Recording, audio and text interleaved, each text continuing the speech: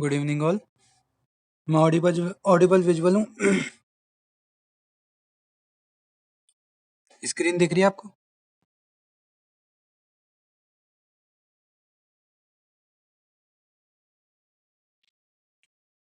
हिमानी, आवाज आ रही है मेरी? Dharmendra, okay okay. तो शुरू करते हैं आज का टॉपिक। उससे पहले मैं कुछ पुराना पूछ लूँ। तो मैंने आपको पढ़ाया था धातुओं का ग्रहों से संबंध। तो उसमें मैंने आपको बताया था स्वर्ण का किससे संबंध है, कौन से ग्रह से संबंध है स्वर्ण का? एनीवन? स्वर्ण का किस ग्रह से? सूर्य से। सूर्य से? सही में? गलत जवाब। और किसी को? वेरी गुड धर्मेंद्र, गुरु से। ठीक है, स्वर्ण का गुरु से संबंध है। अच्छा, दो तरह के लोह पढ़े बने, तीक्ष्ण लोह और कांत लोह। तो तीक्ष्ण लोह का किससे संबंध है और कांत लोह का किससे संबंध है? जल्दी बताओ, फिर शुरू करें अपन टॉपिक। शनि का किससे? अच्छा, कांत का केतु से है और बाकी तीक्ष्ण का शनि से। Very good. धर्मेंद्र पढ़ता है मतलब, बस बताता नहीं है। ठीक है, धातुओं का सामान्य शोधन विधि। श्लोक किसी ने याद किया तो श्लोक सुनाओ पहले। किसी को श्लोक याद नहीं हो तो फिर वो हिंदी में बताए। बताओ।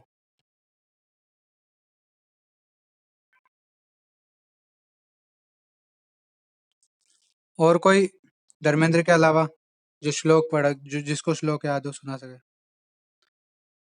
ठीक है, श्लोक। हाँ, हिंदी में बता दो।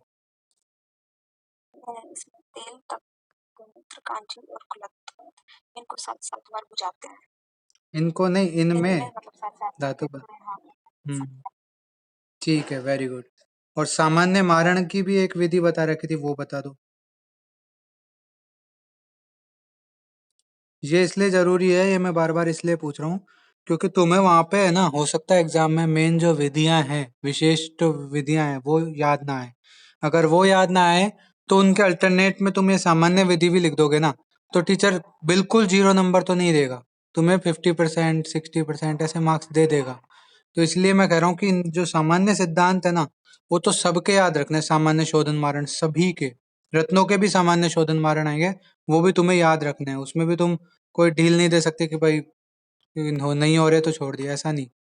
विशेष शोधन एक बार को तुम 2 नंबर में आए, अगर स्पेसिफिक पूछे कि स्वर्ण का विशेष शोधन बताओ, तो वो बात अलग हो जाती है। बाकी सामान्य शोधन तो तुम्हें हर जगह लिख सकते हो तुम। ठीक है, स्वर्ण का कंप्लीट वर्णन पूछे 10 नंबर में तो भी सामान्य शोधन लिखना है। ताम्र का पूछे तो भी वही सामान्य शोधन मारण लिखना है। ठीक है, तो ये चीज है। इसलिए ना आप उस चीज का तो ध्यान रखो ही रखो, कैसे पढ़ना है आपको। ठीक है। वेरी गुड धर्मेंद्र, बिल्कुल सही। ठीक है, तो आपने सामान्य शोधन, ये विशेष शोधन वाली बात होगी जो धर्मेंद्र तुम बता रहे हो। सामान्य शोधन की मैंने एक विधि बताई थी, वो जिसमें अपन ने मनयशिला, हड़ताल ये काम में लिए थे। ठीक है, वो वाली याद रख लेना। हाँ हाँ, गंधक। हाँ हाँ हाँ, वही वही, फिर पुट पाक करके जो भस्म बनाते हैं। बस ये विधि आपको याद होनी चाहिए मारण की। इसमें क्या है साहब, बस ये है, आपको ये याद रखना है कि जो रस रत्न समुच्चय ने 9 बताई थी ना, उन सारी 9 की 9 पे लागू नहीं होती है, ये सप्त धातु पे लागू होती है, सप्त लोह पे। ठीक है, जो रस तरंगिणी ने बताए थे। बस आपको ये अंतर याद रखना है बस, कि ये इन सप्त लोह पे का ही सामान्य मारण सिद्धांत है। वो सप्त लोह कौन कौन सी है वो आप पढ़ चुके हो। ठीक है, वो मैंने आपको पिछले वीडियोज में, मतलब पिछली बार बता दिया था। तो अपन आज शुरू करते हैं। तो अपना कौन कौन सा हो गया था? स्वर्ण हो गया था, रजत हो गया था और ताम्र हो गया था। अब अपने आती है लोह की बात। तो लोह निकालता हूं मैं।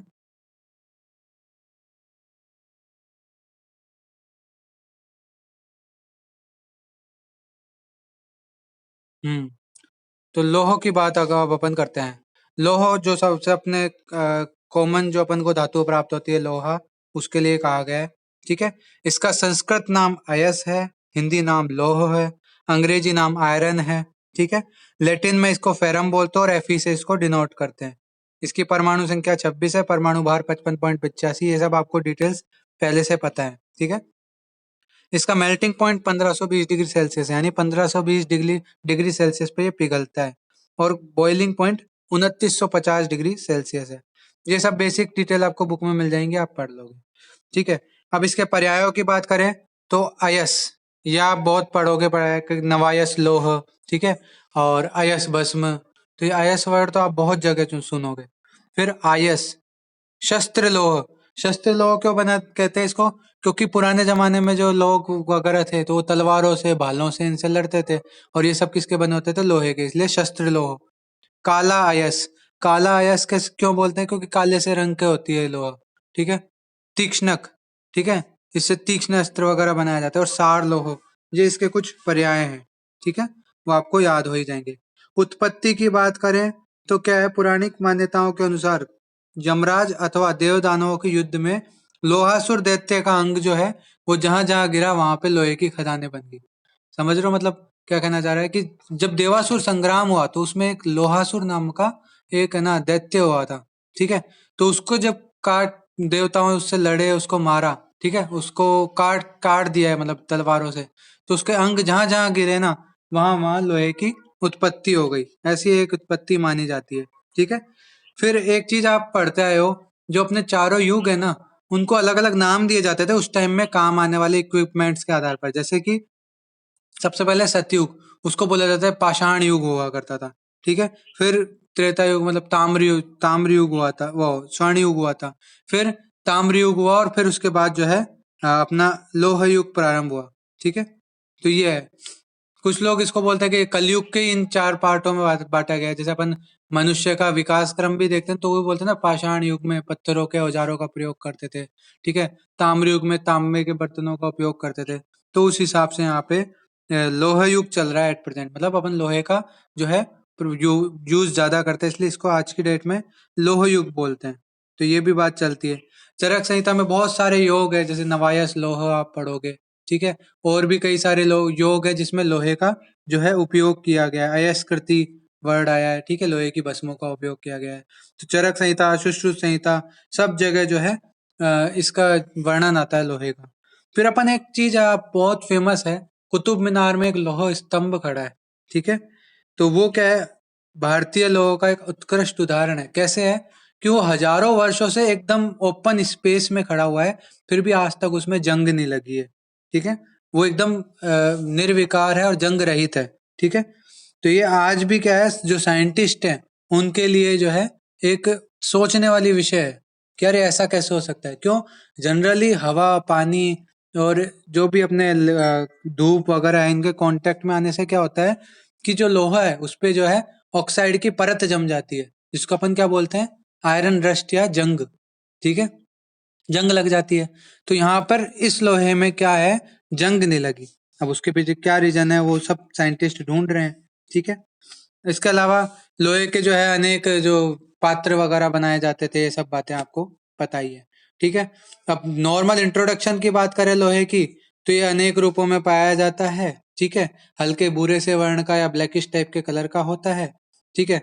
इस पर वातावरण का बहुत अधिक प्रभाव होता है। मैंने जैसा अभी आपको बताया कि जैसे ये एनवायरनमेंट के कांटेक्ट में लगातार रहता है ना, तो इसके ऊपर जो है ऑक्सीजन से क्रिया करके ये ऑक्साइड की एक परत बना देता है, जिसको अपन जंग बोलते हैं।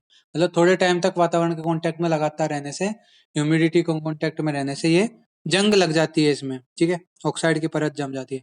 यह गुरु होता है, भार में भारी होता है, दृढ़ होता है, आघात वर्धनीय, यानी इसको मार मार के जो है पतले पत्र बनाए जा सकते हैं, ठीक है। तन्य है, इसके लोहे के अपन तार बनाते ही हैं, ठीक है। चमकदार होता है, धातु का गुण है चमक। तो ये सारे जो इसमें जो है इसकी क्वालिटीज हो गई, इसके परिचय हो गया, ठीक है।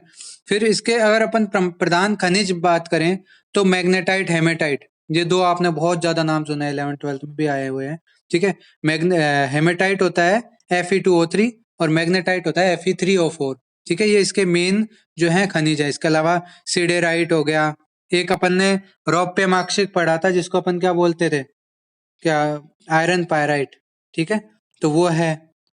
और इसके अलावा कासीस हो गया, ठीक है, जिसमें फेरस सल्फेट होता है कांसी। स्वर्णमाक्षिक कॉपर पायराइट हो गया, ठीक है, जिसमें भी आयरन पाया जाता है। विमल आयरन पायराइट हो गया, ठीक है। तो ये सारे इसके कुछ खनिज हैं जिसके बारे में आप पढ़ चुके हैं। गैरिक यानी अपना जो रेड हेमेटाइट है वो आयरन का भारत में सबसे मेन सोर्स है, ठीक है, आपको ये याद रखना है। फिर अपन आप नाम सुनते आए होंगे, एक ढलवा लोह या पिग आयरन और एक पिटवा लोह। ढलवा लोह क्या होता है कि भट्टी के तलस्थ भाग में एकत्रित लोह द्रव को ढांचों में ढालकर विविध उपयोगी सामान बनाए जाते हैं, इसे ढलवा लोह कहते हैं। यानी एक बड़ी सी भट्टी वगैरह होती है, उसमें जो पिघल जाता है ना, लोहा पिघला हुआ पड़ा होता है नीचे, तो उसको ही अपन क्या बोलते हैं, उसको फिर अलग अलग साँचों में डालते हैं उसको, इसलिए ढलवा लोह या कास्ट आयरन बोलते हैं, ठीक है। फिर इसके जो है 3 से 4 फीट लंबे, 3-4 इंच मोटे ढाले बनाए जाते हैं, मतलब अलग अलग वो बनाए जाते हैं स्ट्रक्चर्स इसके। तो उनको अपन क्या बोलते हैं, फिर पिग आयरन बोलने लग जाते हैं, ठीक है। ये ब्राउन से कलर के होते हैं, ग्रे से कलर के होते हैं, इसलिए उनको ग्रे पिग आयरन बोल देते हैं। तो ये क्या आ गया, ढलवा लोह का बात हो गई। पिटवा लोह, पिटवा लोह क्या होता है कि जैसे कोई लोह है, उसकी संपूर्ण अशुद्धियों को हटा के शुद्ध लोह जब प्राप्त किया जाता है तो उसको पिटवा लोह कहते हैं। अब पिटवा लोह कैसे प्राप्त करते हैं अपन, कि लोहे को शुद्ध करने के लिए एक विशेष भट्टी में शुद्ध गैरिक यानी हेमेटाइट का जो है अपन लेप कर देते हैं, ठीक है। फिर उस लोहे को जो है तीव्र अग्नि पर जलाते हैं। इस प्रकार से जो उसकी कार्बन की जो अशुद्धियां थी ना, वो तो उड़ के दूर हो जाती है, ठीक है। और जो जंग वगैरह के ऑक्साइड वगैरह जो उसके अंदर के थे, वो क्या होता है, पिघल कर जो है नीचे अलग हो जाते हैं, ठीक है। फिर उसके बाद उसको पीट पीट करके जो है अपन एकदम शुद्ध लोहा, साफ सुथरा लोहा जो है प्राप्त करते हैं। इसको अपन क्या बोलते हैं, पिटवा लोह, ठीक है। नहीं समझ में आया तो एक बार वापस पूछ लेना, बाकी सिंपल है, आप एक बार बुक की लैंग्वेज पढ़ोगे ना, उसमें भी आपको ढलवा और पिटवा लोह का अंतर पता लग जाएगा, ठीक है। फिर आप स्टील के बर्तन यूज करते हो, आज के डेट में स्टील यूज होती है, वो भी क्या है, वो लोहा ही है। लोहे में मैग्नीज, क्रोमियम, ठीक है, निकल, टंगस्टन, ऐसे जो द्रव्य हैं, इनको मिलाने पर जो है वो लोहा अत्यंत कठिन हो जाता है और ज्यादा आघातवर्धनी हो जाता है और ज्यादा ड्यूरेबल हो जाता है, इसलिए उसको क्या बोला है, स्टील बोला है, ठीक है। स्टील में आसानी से जंग नहीं लगती, इसलिए वो तो थोड़ा ज्यादा चलता है। आजकल जो पुल वगैरह बनते हैं, ठीक है, आजकल बर्तन वगैरह जो आते हैं वो इसी के आते हैं, स्टील के ही आते हैं, ठीक है। अब प्राप्ति स्थान की अगर अपन बात करें तो राजस्थान, झारखंड की सिंध भूमि, हजारीबाग। आपको कुछ समझ नहीं आया ना, तो ये आप लिख सकते हो हर जगह, ठीक है, कोई दिक्कत नहीं है क्योंकि ज्यादातर खनिज द्रव्य, जितने भी खनिज होते हैं ना, वो ज्यादातर यहाँ पे मिल जाता है सिंध भूमि और हजारीबाग में। मध्य प्रदेश, ठीक है, उत्तर प्रदेश, बंगाल, आंध्र प्रदेश, पंजाब, तमिलनाडु, कर्नाटक, इन सब में जो है प्रचुर मात्रा में पाया जाता है। विदेशों में कहाँ पाया जाता है, Japan, England, Germany, America, Nepal, ठीक है, इन जगहों पे जो है ये लोहे के खनिज ज्यादा मात्रा में पाए जाते हैं। अब भेद की बात करते हैं, तो भेद की क्या है, रस रत्न समुच्चय ने 3 प्रकार के माने। कौन कौन से 3 प्रकार के माने, मुंड लोह, तीक्ष्ण लोह और कांत लोह, ठीक है। मुंड, तीक्ष्ण और कांत। जब आपको पूछेगा लोह के भेद बताओ, तो आपको क्या बताना है, 3 प्रकार के होते हैं, मुंड लोह, तीक्ष्ण लोह, कांत लोह। मुंडम तीक्ष्णम च कांतम च त्रिप्रकारमयः स्मृतम, ऐसे करके जो है रसरत्न समुच्चय में लाइन आती है, ठीक है। फिर उसके बाद इसमें इनके भी फर्दर क्लासिफिकेशन किए गए हैं, जैसे मुंड लोह के 3 भेद बताए गए हैं, मृदु, कुंठ और कड़ार, ठीक है। मृदु कुंठम कड़ारंच त्रिविधम मुंडम उच्यते। फिर उसके बाद तीक्ष्ण लोह आ जाता है। तीक्ष्ण लोह के 6 भेद किए गए हैं, कौन कौन से, खर, सार, हिन्नाल, तारावट, वाजिर, काल, इस प्रकार से जो है 6 भेद तीक्ष्ण लोह के किए गए हैं। कांत लोह के 5 भेद किए गए हैं, भ्रामक, चुंबक, कर्षक, द्रावक और रोमकांत। आपको ये सारे नाम आपको याद करने पड़ेंगे, क्यों करने पड़ेंगे, कि जैसे आपको अगर लोहे के भेद पूछेगा ना, तो आपको उसमें तो यही लिखना है ऊपर वाला कि 3 भेद होते हैं, ठीक है। लेकिन कई बार क्या होता है, वो डायरेक्ट पूछ लेते हैं तीक्ष्ण लोहों के भेदों का नाम लिखिए। तो जिन यूनिवर्सिटीज में 2 नंबर के क्वेश्चन आते हैं ना, मेनली वहीं पूछते हैं ये क्वेश्चन, ठीक है। तो वहां आपको फिर इनके नाम लिखने जरूरी हो जाते हैं, ठीक है। तो इसलिए आपको याद तो सारे करने पड़ेंगे। फिर प्रैक्टिकल में आपसे पूछेंगे ना जब, तो प्रैक्टिकल में भी जनरली इस टाइप के ही क्वेश्चन पूछते हैं टीचर फंसाने के टाइम पे। जैसे आप कुछ चीज अच्छी बता रहे हो, ठीक है, लगातार बताया जा रहा हो, फिर आपको फंसाने के लिए वो जनरली भेदों पे अटका देते हैं। क्यों, क्योंकि इतने सारे वेद हैं, कहीं ना कहीं तो आप अटकोगे, ठीक है। फिर वो जो और भी अच्छा बता रहा होता है, सारे भेद बता रहा होता है रस रत्न समुच्चय वाले, तो फिर वो ग्रंथ पूछ लेते हैं कि हाँ भाई रस तरंगिणी के अनुसार इसके भेद बताओ, रस तरंगिणी के अनुसार स्वर्ण के भेद बताओ। तो इस तरह से है ना आपको फंसाने की कोशिश करते हैं वहां पे प्रैक्टिकल में। हालांकि डरना नहीं है, जितने अच्छे आप आंसर दोगे उतने अच्छे आपके नंबर आएंगे, ठीक है। लेकिन फिर भी आप याद करोगे, ये चीज तो क्या है आपको याद करनी भी चाहिए। क्यों? क्योंकि ये तो आपके दे रखा है, मैंने आपको कही थी रस रत्न समुच्चय के भेद तो आपको सारे याद करने हैं, ठीक है। बाकी जो याद कर सकता है वो अदर संहिताओं पे धीरे धीरे करके मूव करे, ठीक है। रस रत्न समुच्चय के याद हो गए, फिर उसके बाद आपके पास टाइम है तो रस तरंगिणी के याद कर लो। टाइम है उससे भी आगे, तो कुछ कुछ में ही दे रखे हैं आयुर्वेद प्रकाश वगैरह के अकॉर्डिंग, तो वो भेद भी आप एक बार देख लो, ठीक है। तो यहाँ पे वैसे क्वेश्चन है कि लोहे के कितने भेद होते हैं, तो 3 भेद होते हैं। उन 3 के भी फर्दर डिवीजन है। मुंड लोह के 3 भेद, तीक्ष्ण लोह के 6 भेद और कांत लोह के 5 भेद है, ठीक है। अब इनके जो डिस्क्रिप्शन की अगर मैं बात करूं, तो मृदु मुंड लोह क्या होता है? मृदु है, हल्का है, ठीक है। तो वो क्या होगा कि अग्नि पर तपाने पर शीघ्र ही द्रवित हो जाएगा, यानी तो उसका लिक्विफाइड जो है वो जल्दी बन जाएगा लिक्विड फॉर्म में, ठीक है। वो क्या है, आघात करने पर जल्दी से टूटता नहीं है, नरम होता है इसलिए जल्दी से टूटता नहीं है, ठीक है, चिकना होता है। यह उत्तम प्रकार का होता है। फिर आता है कुंठ लोह। कुंठ क्या है कि इसमें आघात करने पर जो है ये बड़ी कठिनाई से फैलता है। मतलब ये इतना, इसके एटम्स इतने करीब करीब होते हैं कि अपन जब आघात करते हैं ना, तो ये चद्दर के रूप में, यानी पतला नहीं होता है आसानी से, ठीक है। इसको बहुत ज्यादा आघात की जरूरत पड़ती है। फिर आता है कडार मुंडलो। यह आघात से बिल्कुल नहीं फैलता है और फटकर फटा हुआ भाग कृष्ण वर्ण का लगता है। यानी आप इस पे ज्यादा आघात करोगे ना, तो एक कृष्ण से वर्ण का हो जाता है, और जल्दी से क्या है ये, मतलब फैलता नहीं है बल्कि टूट ही जाता है बीच में से, ठीक है। मुंड, कुंठ और कड़ार तीनों आपको समझ में आ गए। मृदु, कुंठ और कड़ार। मृदु में मतलब क्या होता है, जल्दी द्रवित होता है, और इसको जब अपन ठोकते हैं तो ये टूटता नहीं है बल्कि फैलता है, ठीक है।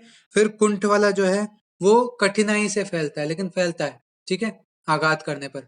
और तीसरा कडार है, जो आघात करने पर बिल्कुल नहीं फैलता बल्कि टूट जाता है, और जो टूटा हुआ भाग होता है बिल्कुल कृष्ण वर्ण का सा होता है। तो इस प्रकार से मुंड लोह के तीनों भेदों के लक्षण की बात हो गई। फिर आता है तीक्ष्ण लोह के। तीक्ष्ण लोह में क्या होता है, आपने 6 भेद पढ़े, खर, सार, हृणाल, तारावट, वाजिर और काल, ठीक है। खर कैसा होगा? खर मतलब कठिन होगा, जो कठोर होगा, ठीक है, जो रेखाओं रहित होगा, ठीक है। और जिसको अगर अपन बीच में से काटेंगे ना, 2 भाग करेंगे, तो कटे हुए भाग में पारद के समान जो है चमकदार, और झुकाने पर टूटने वाला जो होगा वो, ठीक है, उसको अगर अपन मोड़ेंगे ना तो वो टूट जाएगा। इस प्रकार से जो होगा वो खर तीक्ष्ण लोह होगा। सार तीक्ष्ण लोह कैसा होगा कि जिसको अपन है ना, भंगुर टाइप का होता है ना, जो जिसको आघात करेंगे और वो टूट जाएगा, इस तरह का जो है सार तीक्ष्ण लोह होगा। हृणाल कैसा होगा कि थोड़े से काले पीले से वर्ण का सा होगा, ठीक है। और एरंड बीज सदृश रेखाएं उसमें, जैसे एरंड बीज में जैसी रेखाएं होती है ना, कुछ कुछ वैसी रेखाएं उसमें पाई जाएंगी, ठीक है। और उसको आसानी से तोड़ा नहीं जा सकता, इस प्रकार का जो है हृणाल तीक्ष्ण लोह होगा। फिर उसका तारावट। तारावट मतलब रोम के सदृश जो दिखाई दे वो तारावट होगा, ठीक है। वाजिर तीक्ष्ण लोह। वाजी जो है वो वज्र से आप तुलना कर सकते हैं, यानी जो हीरे के समान जो है दिखाई देगा, या हीरे के सदृश जो कठोर होगा, चमकीला होगा, घनी सूक्ष्म रेखाओं से युक्त होगा, उसको क्या बोला है आपने? वाजिर तीक्ष्ण लोह। और काल तीक्ष्ण लोह बचा, जो नीले काले से वर्ण का होगा, ठीक है, सांद्र होगा, अति स्निग्ध होगा, और जो है आसानी से टूटेगा नहीं। इस प्रकार से जो है 6 भेद अपन को तीक्ष्ण लोह के बता रखे, ठीक है। इस प्रकार से जो है तीक्ष्ण लोह अपने कंप्लीट होते हैं। फिर लास्ट में आता है कांत लोह। कांत लोह के 5 भेद बता रखे थे, भ्रामक, चुंबक, कर्षक, द्रावक और रोमकांत, ठीक है। भ्रामक कैसा होता है, जो जिसके समीप छोटे छोटे लोहे के टुकड़े लाते हैं ना, तो उनको वो घुमाता है, ठीक है। जैसे आपने कई बार एक्सपेरिमेंट किए होंगे, कैसे किसी लोहे के टुकड़े के पास चुंबक लेके जाते हो वो घूमने लग जाता है, तो उसको जो है क्या बोलते हैं, हट,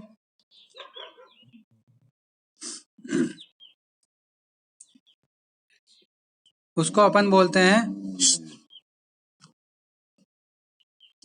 हाँ सॉरी ये आ गया था बीच में, हाँ उसको अपन भ्रामक कांत लोह बोलते हैं, ठीक है। फिर दूसरा आता है चुंबक कांत लोह।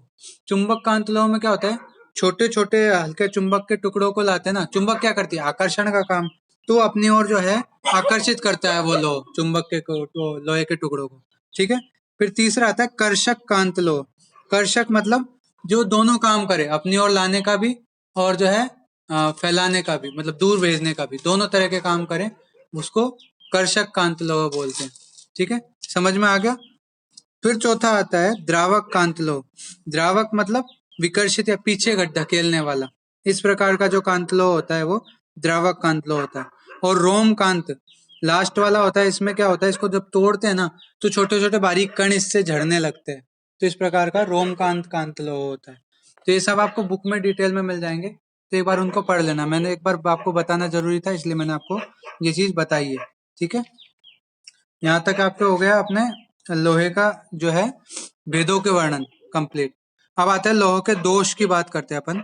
तो 7 दोष होते हैं, नाम याद रखने, 2 नंबर का बहुत इंपॉर्टेंट क्वेश्चन है। एक तो ताम्र के 8 दोष, वो बहुत ज्यादा पूछा जाने वाला क्वेश्चन है। वो नहीं आता तो अपने पूछ लेते हैं लोहे के जो है 7 दोष।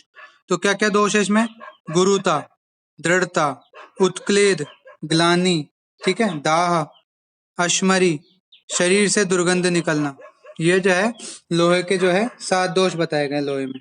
ठीक है, अब यहाँ पे लोहे के प्रयोग से जो होने वाले 7 दोष भी अपन एक तरह से मान सकते हैं। ठीक है, कि इसका प्रयोग करते हैं ना इस तरह के लोहे का 7 दोष युक्त, तो शरीर पे ये इफेक्ट पड़ते हैं, तो ये इस तरह से आप मान सकते हो इसको। फिर शोधनार्थ ग्राह्य लोहे, मतलब जो आप औषधीय पर्पज के लिए लोहा यूज करते हो वो कैसा होना चाहिए उसके बारे में बता रखा है यहाँ पे। तो शान आदि से चढ़ाने से प्राप्त तीक्ष्ण लोह का चूर्ण चुंबक से प्राप्त होता है। यह चूर्ण शस्त्र निर्माता लोहकार से प्राप्त किया जाता है। इस प्रकार से जो है शोधनार्थ ग्राह्य लोहे होता है। ठीक है, इसके अलावा कुछ बातें और चलती है इसके बारे में कि तलवार, चाकू आदि यंत्र निर्माण के कारखानों से प्राप्त तीक्ष्ण लोह का चूर्ण शोधनार्थ प्राप्त करना चाहिए। यानी जो भी तलवार वगैरह बनाते हैं ना जिन फैक्ट्रीज में, उन फैक्ट्रीज से अपन जो लोहा चूर्ण प्राप्त करते हैं उसको जो है बोला गया है कि ग्राह्य औषधीय पर्पज से। ठीक है, मेडिसिनल पर्पज के लिए, ये आप याद रखना। ठीक है, फिर उसके बाद यहाँ पे मात्रा की बता रखी, तो 1 सेर से 3 सेर जो है इसकी मात्रा बता रखी है। इतना तो आपको मेडिसिनल पर्पज के लिए मिनिमम यूज करना चाहिए लोहा। ठीक है, अब विशेष शोधन की बात करें, सामान्य शोधन मैंने आपको बता ही दिया था, तो विशेष शोधन क्या है यहाँ पे, 16 पल त्रिफला को 8 गुण जल में पकाकर चतुर्थांश शेष क्वाथ में 5 पल लोहे को रक्त प्रतप्त करके 7 बार बुझाने पर। मतलब इसने क्या किया है यहाँ पे, सबसे पहला प्रोसीजर इसने क्या किया है कि त्रिफला लिया, उसमें 8 गुण जल लिया। ठीक है, 16 पल त्रिफला लेकर उसमें 8 गुना, ठीक है, जल मिला दिया, फिर उसको 1/4 शेष रखा, ये काढ़ा तैयार हो गया त्रिफला क्वाथ। ठीक है, फिर दूसरा स्टेप में क्या किया, 5 पल लोहा लिया, उसको रक्त प्रतप्त मतलब रेड हॉट किया। ठीक है, और फिर उस जो त्रिफला क्वाथ जो अपन ने बनाया था उसमें बुझाया।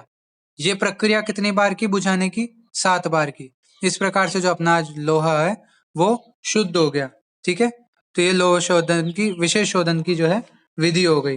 फिर इसके अलावा एक विधि और चलती है जो आपके मैट्रिक में आएगा, इसलिए मैं वो और बता रहा हूँ। इमली स्वरस या क्वाथ अथवा त्रिफला को गोमूत्र में पकाकर बनाए हुए क्वाथ में लोहे को प्रतप्त करके 7 बार बुझाने पर उसका विशेष शोधन हो जाता है। ठीक है, समझ में आया? या तो इमली स्वरस हो गया, या फिर त्रिफला को गोमूत्र में पकाकर। अब त्रिफला का काढ़ा यहाँ पे जल से बनाया था अपन ने, जल की बजाय अगर अपन गोमूत्र ले लेते हैं, ठीक है, जल की बजाय अगर अपन गोमूत्र ले लेते हैं तो गोमूत्र में पकाया हुआ क्वाथ मान लो आप, एक तरह से जल की जगह यहाँ पे गोमूत्र ले लिया, तो त्रिफला को गोमूत्र में पकाकर बनाए गए क्वाथ में लोहे को प्रतप्त करके 7 बार बुझाने पर जो है उसका विशेष शोधन हो जाता है। इस प्रकार से जो है अपन शोधन विधियां हो गई आपकी कंप्लीट लोहे के शोधन की। ठीक है, फिर आता है अपने मारण यानी भस्म निर्माण की विधि। तो इसके लिए क्या बता रखा है कि शुद्ध लोहे के चूर्ण को 1 दिन गौमूत्र में मर्दन करके, ठीक है, टिकिया बनाकर सुखाएं। ठीक है, क्या किया अपन ने, शुद्ध लोहा लिया यानी शोधन किया हुआ लोहा लिया, उसको 1 दिन तक गौमूत्र में मर्दन करके टिकिया बना के सुखा लिया। तत्पश्चात शराब संपुट में बंद करके गजपुट की अग्नि पर पाक किया। ठीक है, इस प्रकार गौमूत्र, त्रिफला क्वाथ, घृत कुमारी स्वरस, पुनर्नवा स्वरस में क्रमशः 3-3 बार मर्दन करके गजपुट अग्नि पर पकाएं। ये 12 पुट हो गए अपने, 3 चौक 12, ठीक है। 3 पुट पहले गौमूत्र के दिए, फिर 3 पुट जो है त्रिफला क्वाथ में मर्दन करके दिए, 3 पुट घृत कुमारी स्वरस में और 3 पुट पुनर्नवा स्वरस में। इस प्रकार के 12 जो है गजपुट दे दिए। फिर 13वें पुट में लोह चूर्ण का 12वां भाग, ठीक है, शुद्ध हिंगुल में मिलाकर अर्घ क्षीर की भावना देकर 3 बार अर्ध गजपुट की अग्नि में पकाएं। अच्छा, अब ये अर्ध गजपुट क्या होता है? गजपुट में अपन ने कितने उपले काम में लिए थे,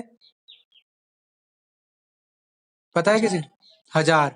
तो यहाँ पे अर्ध गजपुट मतलब यहाँ पे अपन 500 उपले जो है काम में लेंगे, ठीक है। अब यहाँ पे अर्ध 500 उपले कहाँ पे काम में लिए थे, पता है क्या किसी को? लिए थे क्या किसी में? बताओ। वराहपुट में। तो आप ये कह सकते हो कि यहाँ पे वराहपुट क्यों नहीं बोला गया? तो वो इसलिए नहीं बोला गया कि यहाँ पे जो गड्ढे का प्रमाण लिया गया था ना, वो शायद गजपुट का प्रमाण लिया है, ठीक है। लेकिन उसमें जो अग्नि दी गई है वो वराहपुट जितनी अग्नि दी गई है। समझ रहे हो कि वराहपुट में अपन ने कितना अंगुल का गड्ढा किया था, कितना मतलब गड्ढा किया था अपन ने वराहपुट में, याद है किसी? हाँ।